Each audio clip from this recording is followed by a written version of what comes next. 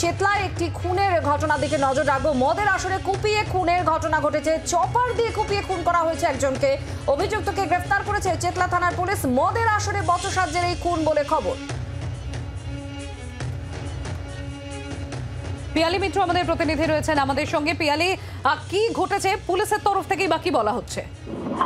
দেখো, এই ঘটনাটা গতকাল রাত্রির 12টা নাগাদ ঘটেছে এবং যে অভিযোগ পুলিশ পেয়েছে সেটা হচ্ছে যে রূপচাঁদ পাইক বলে একজন ব্যক্তি, তিনি তার ভাই তার এক বন্ধুর সাথে গতকালকে এই পীতাম্বর ঘটক যে লেন রয়েছে চেতলাতে, সেখানে বসে মদ্যপান করছিল এবং অভিযুক্ত চন্দন মণ্ডল তার নাম।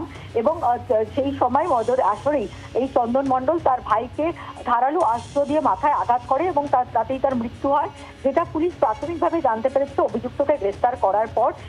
এই যিনি ভিকটিম রয়েছেন তিনি এই অভিযুক্তের স্ত্রী সম্পর্কে কিছু কটূক্তি করেছিলেন এবং সেটাকে দুজনের মধ্যে একটা বচসা শুরু হয় এবং তারপরেই অভিযুক্ত যারা পুলিশের কাছে দাবি করেছে যে তার স্ত্রীর সম্পর্কে কটূক্তি করেছিল এবং আগেও এই ভিকটিম তিনি করেছিলেন এবং তার জেরেই এই খুনের ঘটনা বলে পুলিশ প্রাথমিকভাবে জানতে পেরেছে। ইতিমধ্যেই অভিযুক্তকে পুলিশ গ্রেফতার করেছে। ঘটনার পেছনে অন্য কোনো কারণ রয়েছে কিনা সে সমস্ত বিষয় খতিয়ে দেখা হচ্ছে।